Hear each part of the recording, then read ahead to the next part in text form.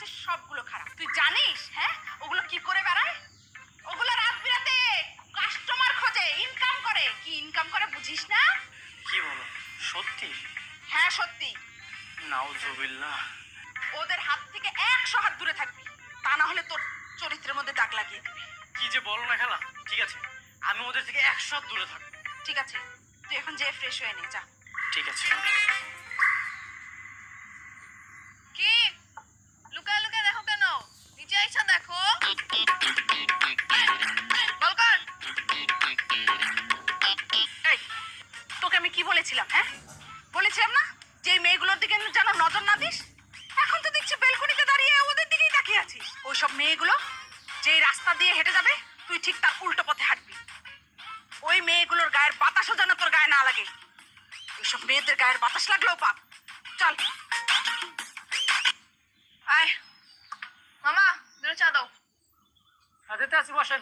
ভালো করে বানায় কিন্তু, কালকেটা ভালো হয় নাই। মামা, ওরা কি এখানে রোজ চা খায়? হ্যাঁ মামা, প্রতিদিন এসে তো চা খায়। কি মামা, চা কোনো সমস্যা? ফালা দেন কেন? ওদের জন্য আলাদা গ্লাস রাখতে পারেন না? একই কাপে আপনি সবাইকে চা দেন। আমি আপনার দোকানে আসবো না কখন। কি রে, আমরা যে কাপে চা খাই সে কাপে চা খেলে তো সমস্যা কোথায়? দূরে দাঁড়িয়ে কথা বল, কাছে আসবি না। কেন সোনা, কাছে আসলে কি এমন হবে? তোদের বাতাস লাগলেও না পাপ হবে। তাই? ওরে আমার পবিত্র বাবুটা, আয় তাহলে থেকে ছুঁয়ে দিই। আয়। ছি, খবরদার কাছে আসবি না। কেন, কি করবে কাছে আসলে? আয় দে। ছাড়।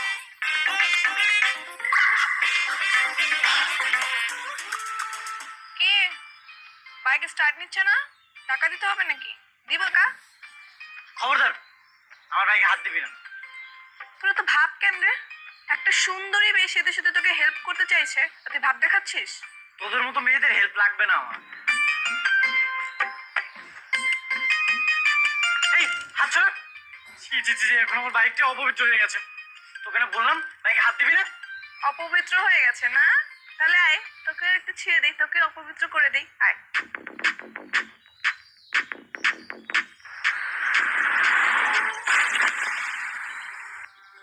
হ্যাঁ অ্যাম্বুলেন্স। আমার ভাগ্নের সম্পূর্ণ বিপদমুক্ত তো? ওর আর কোনো সমস্যা নেই তো? এখন উনি শঙ্কামুক্ত, তবে মাথায় প্রচুর পরিমাণ রক্তক্ষরণ হয়েছিল তো, আর ওনার রক্তের গ্রুপ ও নেগেটিভ, কোথাও পাওয়া যাচ্ছিল না। কিন্তু তারপরে রক্ত পেলেন কোথায়?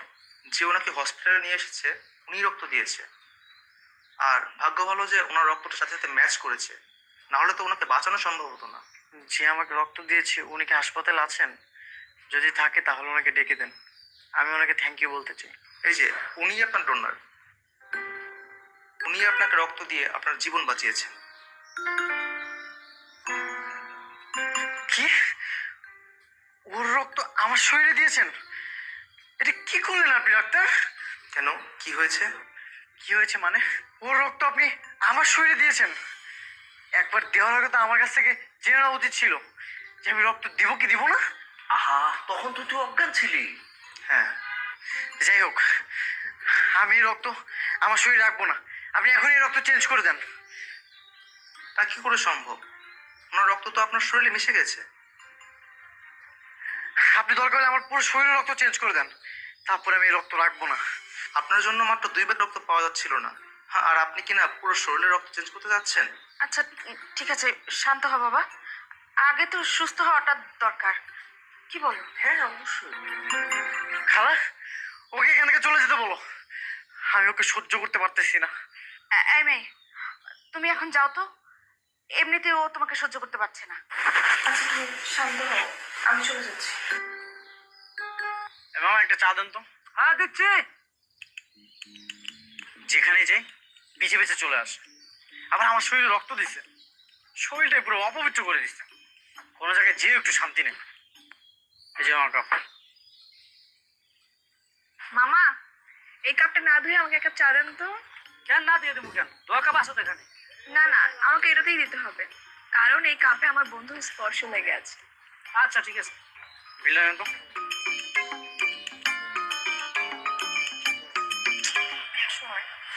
কিরে, তুই শুধু শুধু ওকে বিরক্ত করছিস কেন এভাবে? কারণ ও বলেছে না আমার স্পর্শ থেকে দূরে থাকতে চাই, আমি ওকে বোঝাতে চাই। ওর স্পর্শটাই আমার কাছে সব কিছু। এটা তোর লাভটা কি? লাভ? লাভটা হলো লাভ, মানে মানে ভালোবাসা। এটাও বুঝিস না? মানে তুই কি ওকে ভালোবাসিস? হ্যাঁ রে, কখন যেন মনে অজান্তে ভালোবেসে ফেলেছি, নিজেও জানি না। এটা কখনো সম্ভব? যেই মানুষটা তোর ছায়া মারাতেই ঘেন্না করে তাকে তুই ভালোবাসবি? আচ্ছা, এই ভুল ধারণা কি কখনো যাবে না? তো ভেঙে দে, এভাবে আর কতদিন? যাকে তুই ভালোবাসতে চাচ্ছিস তাকে সত্যি কথাটা বলে দিলেই তো হয়। বলে দে সত্যিটা। ঠিক আছে, এটাই হবে। মামা, 2 কাপ চা দাও।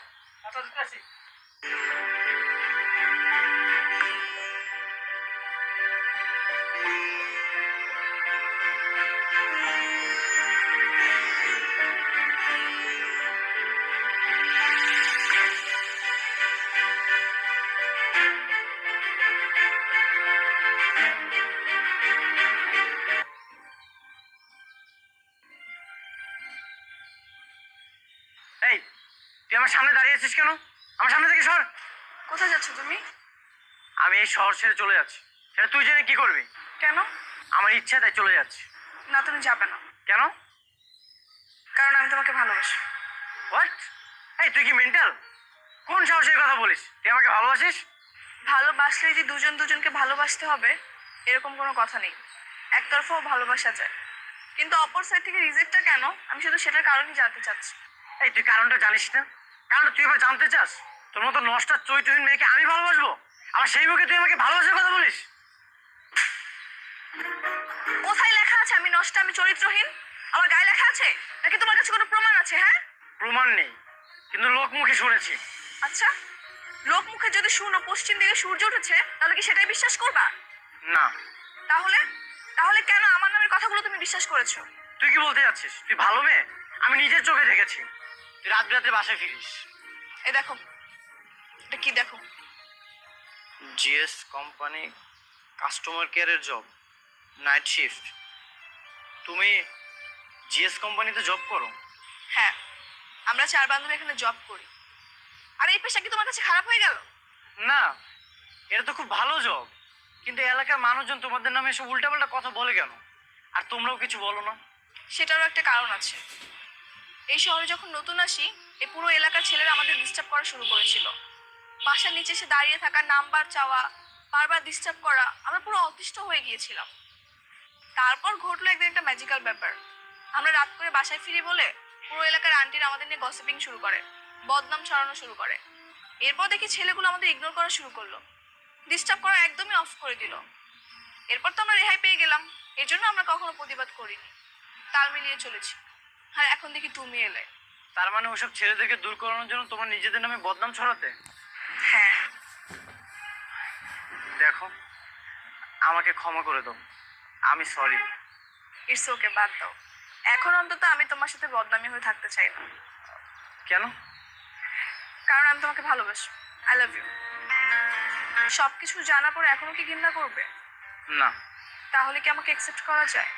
করা যায়, তবে একটা শর্ত আছে। কি সত্য?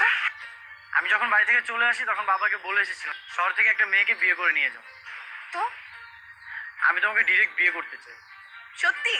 হ্যাঁ সত্যি। তুমি কি রাজি? হ্যাঁ, আচ্ছা ঠিক আছে, চলো।